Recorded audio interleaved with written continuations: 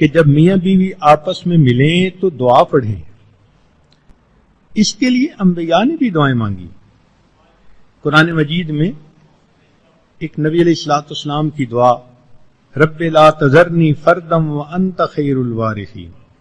حضرت زکریا علیہ الصلوۃ والسلام نے جس طرح اولاد کے لیے دعا مانگی اور جتنی عاجزی سے مانگی، سورہ مریم کی ابتدائی چند آیات پڑھ کے آنکھوں سے آنسو نکل آتے ہیں کہ یوں کہہ رہے ہیں، رب انی وہن العظم منی، اے اللہ میری ہڈیاں بوسیدہ ہو گئیں، واشتعل الرأس شیبا، اے اللہ میرے بال سفید ہو گئے، لیکن اس کے باوجود ولم اکم بدعائک ربی شقیا، اے میرے پروردگار ابھی بھی اپنی دعاؤں کے قبول ہونے سے مایوس نہیں ہوا. یعنی اولاد کی دعا مانگتے مانگتے بڑھاپا آ گیا اور ابھی اللہ کے در سے لو لگی ہوئی ہے. پھر کہا فہب لی من لدنک ولیا، اے اللہ مجھے بیٹا عطا فرما دیجیے. تو اولاد کا ہونا ایک خوشی، لیکن اولاد کا نیک ہونا اس سے بھی بڑھ کر خوشی ہوتی ہے.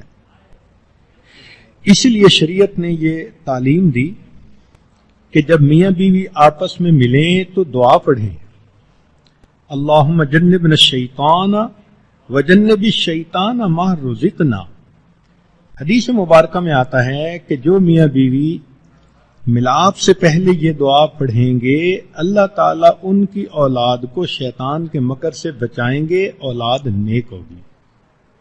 اب اس پر ذرا غور کیجئے کہ نبی علیہ الصلوۃ والسلام نے یہ کیسا سنہری اصول بتایا اولاد کے نیک بننے کا.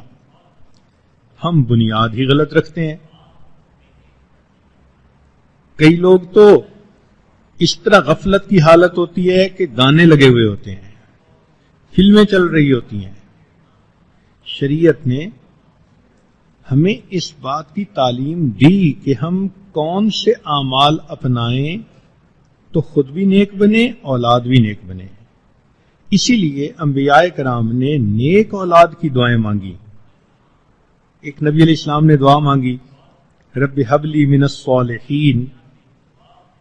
ایک جگہ فرمایا ہب لی من لدنک ذریۃ طیبہ. تو معلوم ہوا کہ ان مقدس ہستیوں نے بھی اللہ سے ایسی اولاد مانگی جو نیک ہو. سیدنا ابراہیم علیہ الصلوۃ والسلام کی بہت ساری دعائیں قرآن مجید میں منقول ہیں.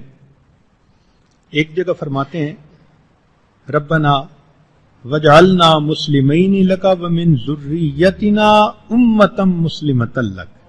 تو دیکھیے اپنی اولاد کی بھی نیکی کی دعا مانگ رہے ہیں. ایک جگہ فرماتے ہیں وجنبنی وبنی ان نعبد الاصنام، اے اللہ مجھے بھی اور میری اولاد کو بھی بچا لیجئے اس سے کہ ہم بتوں کی پرستش کریں. ایک جگہ فرمایا رب جعلنی مقیم الصلاۃ ومن ذریتی. ایسی جیسے کوئی چیز نتھی ہوتی ہے. اپنے لیے بھی دعا مانگی، اولاد کے لیے بھی دعا مانگی. ایک جگہ کہا رب انی اسکنت من ذریتی بواد غیر ذی زرع عند بیتک المحرم. سبحان اللہ.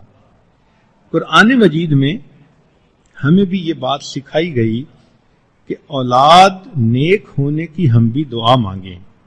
چنانچہ قرآن عظیم الشان میں یہ دعا موجود ہے ربنا ہب لنا من ازواجنا وذریاتنا قرۃ اعین. اے اللہ ہماری بیویوں اور اولادوں میں سے ایسا بنا جو ہماری آنکھوں کی ٹھنڈک بنے.